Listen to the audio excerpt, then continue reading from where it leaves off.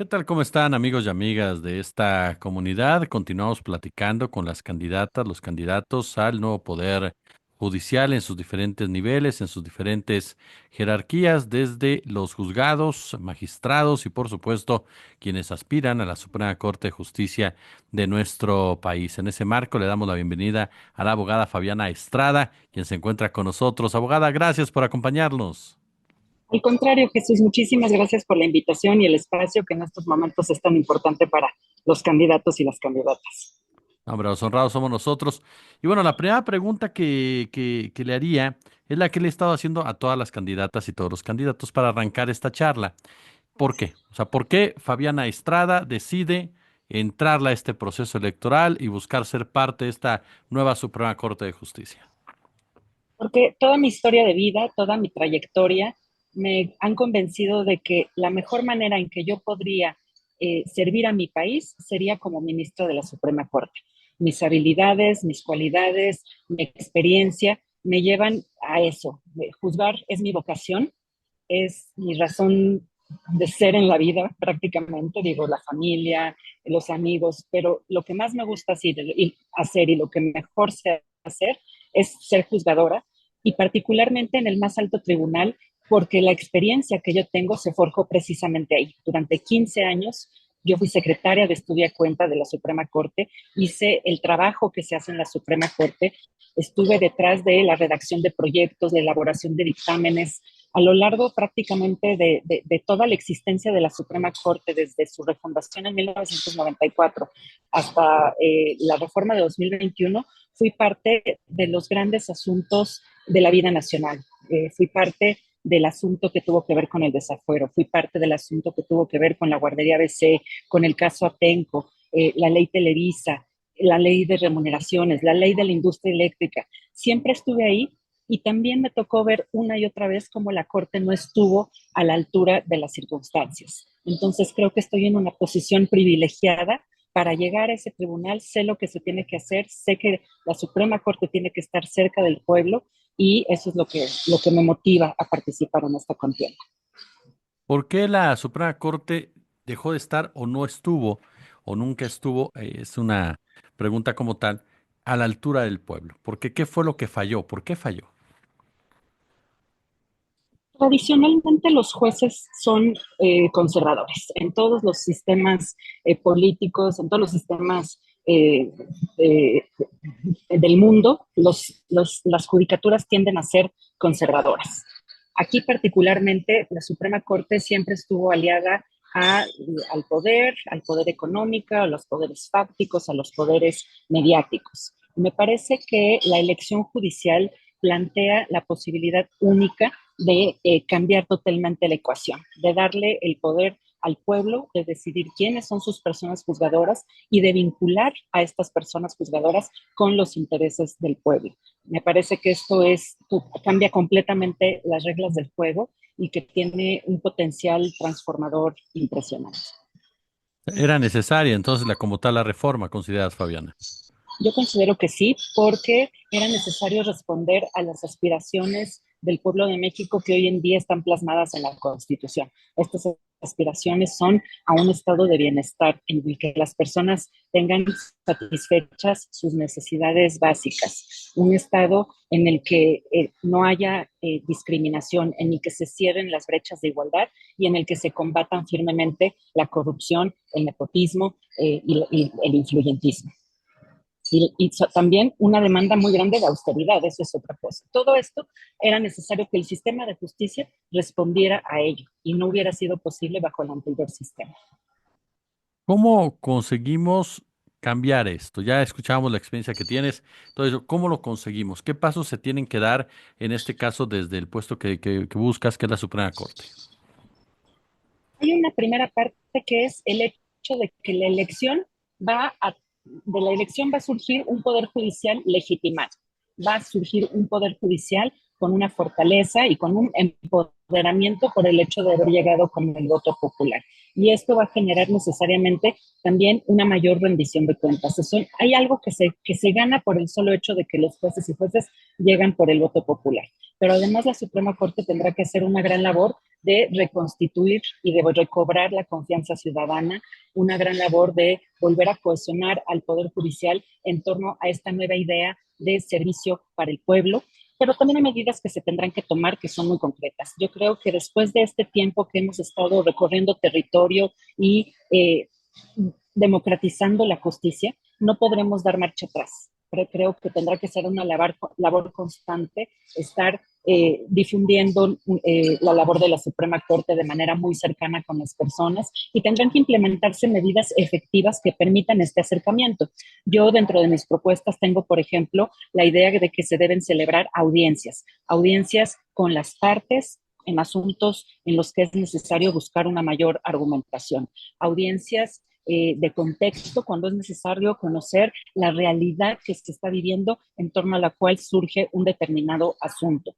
Audiencias también con expertos para llegarnos de conocimiento científico y audiencias para dar seguimiento al cumplimiento de los fallos, llamar a las autoridades y exigir cuentas para que se cumplan las sentencias que dicta la Corte. Entonces, estas son algunas medidas que de entrada permiten impartir una justicia más cercana en el sentido de que sea una justicia que resuelva los conflictos de manera efectiva, no que se aplique automáticamente la ley, no que nos quedemos en un plano interpretativo en el Olimpo aplicando mecánicamente normas, sino que resolvamos el caso concreto, que resolvamos la historia, que demos satisfacción y que brindemos reparación a las personas que acuden al sistema de justicia. Una justicia más sensible.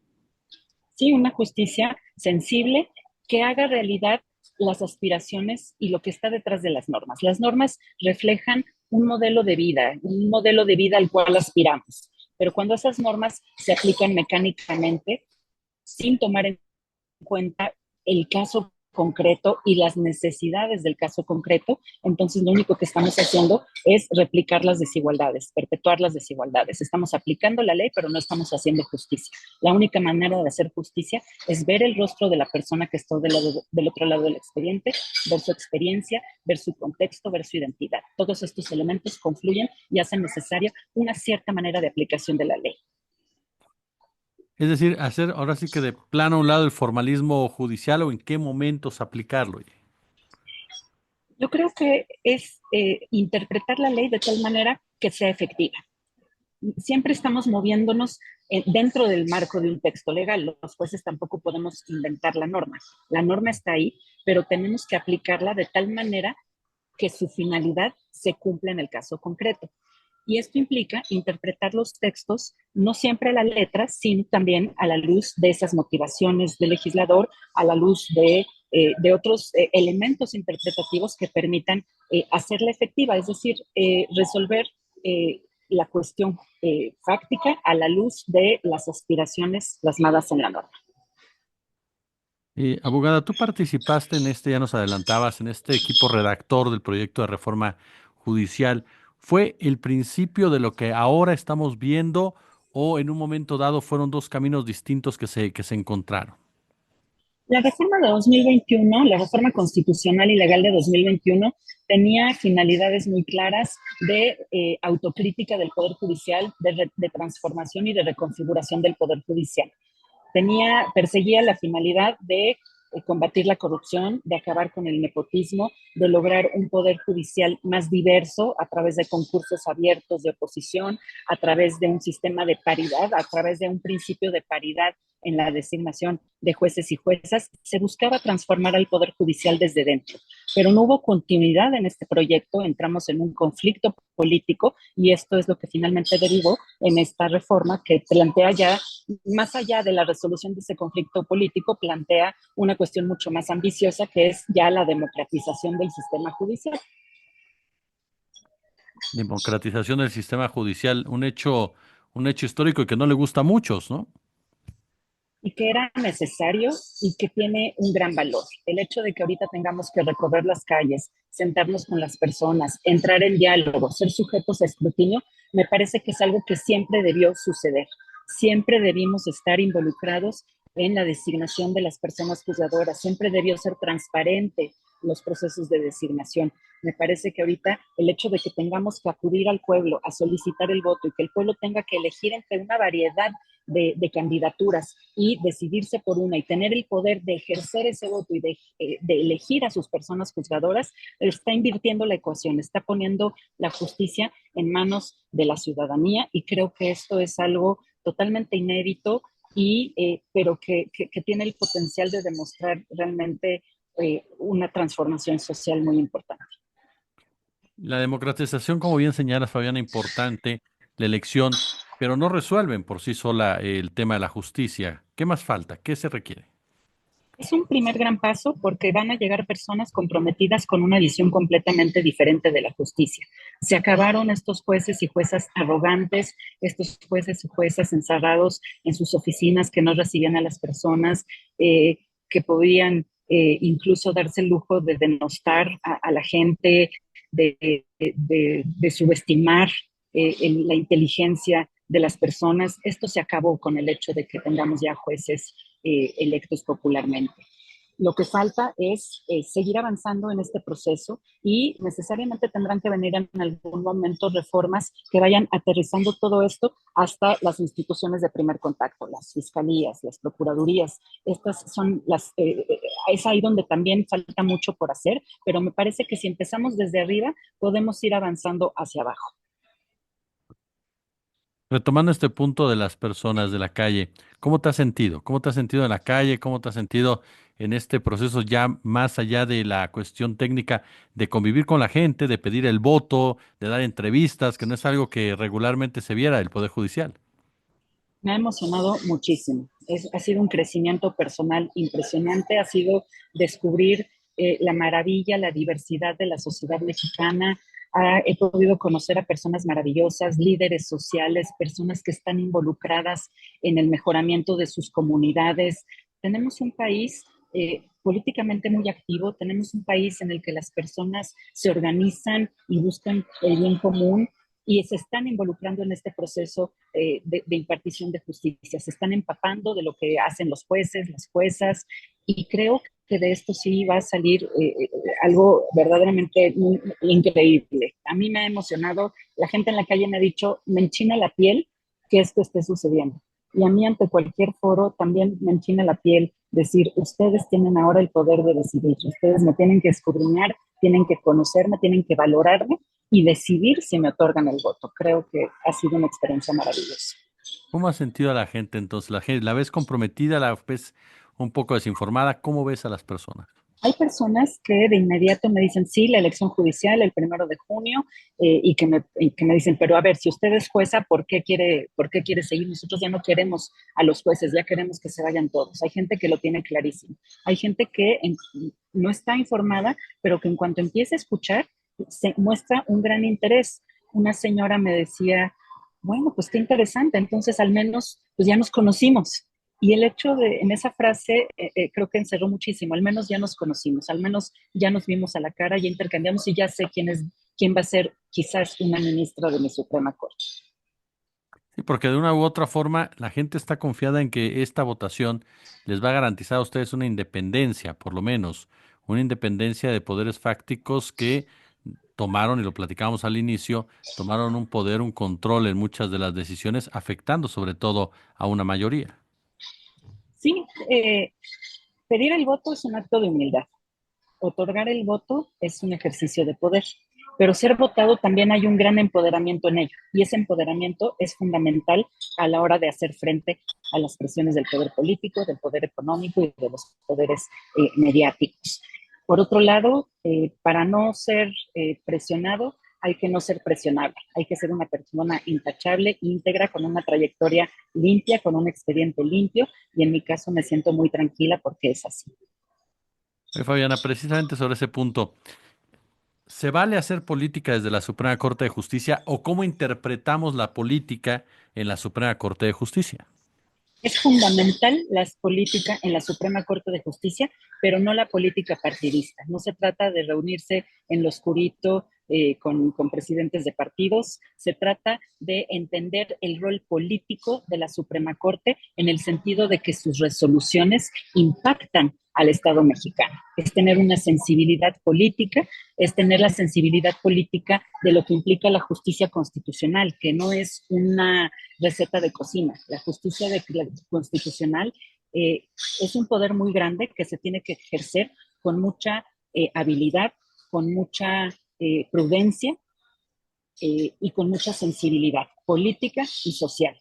La justicia constitucional requiere de mucha legitimación por parte del poder de la Suprema Corte, del Poder Judicial. A través de la justicia constitucional se pueden invalidar actos del poder público, se pueden invalidar leyes. Y ese es un poder muy grande. Pero para ejercer este poder se tiene que tener una legitimación. Si no se tiene esa legitimación, si no se tiene esa confianza ciudadana, no hay las bases para poder llevar a cabo este acto de invalidar normas y actos del poder público. Entonces, es todo un conocimiento el que se requiere para ser juez constitucional. Conocimiento, experiencia, sensibilidad y por supuesto que una visión política y estadista, pero no una política partidista de bajo nivel. Estamos en una época en donde hay un movimiento que es el de la 4T, que tiene mayoría en el Poder Legislativo y tiene la Presidencia de la República. Promotor, principalmente a raíz del presidente López Obrador, de esta reforma. Em, ¿Cómo va a jugar la Suprema Corte de Justicia su papel en este escenario, en donde hay gente que dice se violenta la separación de poderes, pero corrígeme tú, eh, realmente una separación de la Suprema Corte del poder político y económico no la vimos, con sus honrosas excepciones? Eh, ¿Cómo lograrlo ahora en esta etapa? ¿Qué tanto se tiene que trabajar para que realmente la Suprema Corte juegue ese papel de separación de poderes en un escenario donde hay un movimiento hegemónico? Tiene que entender muy bien su papel la Corte. Este movimiento hegemónico llevó a la reforma de la Constitución y esa Constitución es la que estamos llamados a defender. Eso significa que la Corte tiene el deber de hacer efectivos los postulados constitucionales tal como hoy los conocemos. Un tribunal constitucional tiene que contribuir a hacer efectiva la Constitución. Entonces, la función primordial del Tribunal Constitucional no es en primer lugar contramayoritaria. En primer lugar es hacer efectiva la Constitución. Esto puede suponer en ocasiones ejercer controles contramayoritarios e imponer límites. Entonces, si entendemos esto de esta manera, es aplicar las reglas del juego, pero entendiendo que hay una voluntad plasmada en la Constitución, creo que se vuelve más fácil. Creo que el error fue confundir independencia con ser oposición, ser independiente con ser indiferente y se confundió ser independiente con falta de colaboración. Eso es otra cosa muy importante. Al final, los tres poderes del Estado son tres manifestaciones de un mismo poder del Estado que tiene que ejercerse dentro del marco de sus competencias, pero que no pueden ser enemigos entre ellos. Finalmente, querida Fabiana, eh, el número, la boleta, cuál es la boleta, qué color es la boleta, cómo vota la gente. La boleta morada es para elegir a ministros y ministros de la Suprema Corte. Yo soy la número 09 y le pido a la gente que por favor el 1 de junio salgan masivamente a votar en esta elección, que la hagamos nuestra, que nos apropiemos del sistema de justicia y les pido particularmente que voten por Fabiana Estrada, por una justicia humanista, marcando 09 en la boleta morada. Fabiana Estrada, de verdad, el mayor de los éxitos y muchísimas gracias por estos minutos. Muchas gracias, Jesús, un placer.